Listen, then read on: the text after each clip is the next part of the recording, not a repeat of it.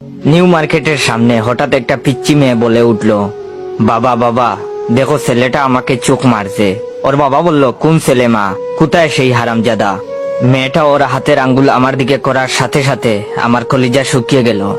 দেখি পাশে দাঁড়িয়ে থাকা ওর বাবা আমার দিকে কটমট দৃষ্টিতে তাকিয়ে আছে।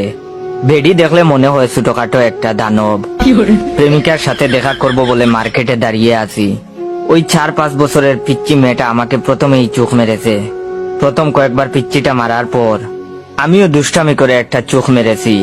দেখে সাথে সাথে ওর আব্বুর কাছে বিচার দিয়েছে। মেয়েটার বাবাকে আমার দিকে এগিয়ে আসতে দেখে দিলাম একটা দৌড়। দেখি আমার পিছু পিছু মেয়েটার বাবাও ছুটে আসছে। এটা দেখার পর আরো জুড়ে দৌড় দিলাম, কিন্তু যতই দৌড়াতে যাই ততই প্যান্ট নিচের দিকে নেমে যায়। 2 হাত দিয়ে কোমরের 2 পাশের প্যান্ট ধরে আছি আর মার্কেটের মধ্য দিয়ে দৌড়াচ্ছি। মনে মনে নিজের বাপের উপর রেগে গেলাম। প্রত্যেকবার প্যান্ট কিনে দেওয়ার সময় এমন ঢিলে ডালা প্যান্ট কিনে দেয়, যার জন্য আমার এই দশা। এখন দৌড়াতে গিয়ে যদি প্যান্ট খুলে যায় তাহলে ইজ্জতের ফালুদা হয়ে যাবে। হঠাৎ বাসার লুঙ্গিটাকে খুব মিস করতে লাগলাম। লুঙ্গি পরে দৌড়ানোর মজাই আলাদা, বাতাসের প্রবাহ খুব কাজে দেয়। হঠাৎ সামনে প্রেমিকাকে দেখে কলিজা আরো শুকিয়ে গেল। আমাকে দৌড়াতে দেখে ও টাইটানিক সিনেমার মতো 2 হাত মেলে দাঁড়িয়ে রইল। আমার প্রেমিকা অভিনয় শিখবে বলে কয়েকদিন আগে একটা কোচিং এ ভর্তি হয়েছে।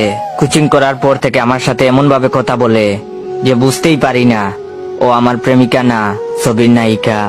ওর কাছে পৌঁছেই বললাম, চলো এখান থেকে পালাই, না হলে মায়ের একটাও মাটিতে পড়বে না। আমার কথা শুনে প্রেমিকা বলে উঠলো, না না না, এ হতে পারে না। তোমার সাথে প্রেম করব বলে আমি 7 সমুদ্র 13 নদী পার হয়ে তোমার কাছে ছুটে এসেছি, আর তুমি কিনা আমাকে বলছো এখন থেকে পালিয়ে যাব। ওই শয়তান রাজা আমাদের কিছুই করতে পারবে না।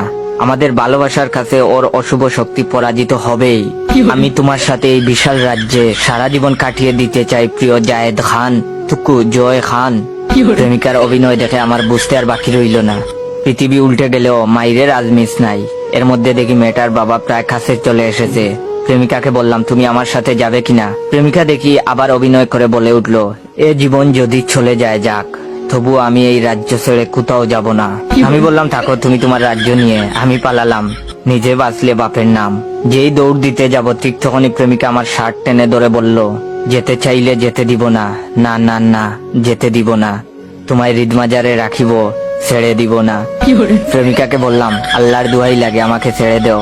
প্রেমিকা আরো শক্ত করে ধরে বলল, না না না, তোমাকে এই সুন্দর রাজপ্রাসাদ ছেড়ে যেতে দিব না। এর মধ্যে পিচ্চি মেয়েটার বাবা এসে আমাকে ধরে ফেললো। কোনো কথা না বলেই নাক বরাবর দিল এক ঘুষি। চোখের সামনে কয়েকটা জোনাকি পোকা দেখতে দেখতে ফ্লোরে পড়ে গেলাম। না, জ্ঞান হারাইনি তখনও, কিন্তু প্রেমিকা যখন লোকটাকে বলল, শয়তান ছেড়ে দে আমার জয়কে, তুই আমার দেহ পাবি কিন্তু মন পাবি না। বিশ্বাস করেন ভাই, এই কথা শোনার পর আমি জ্ঞান হারালাম।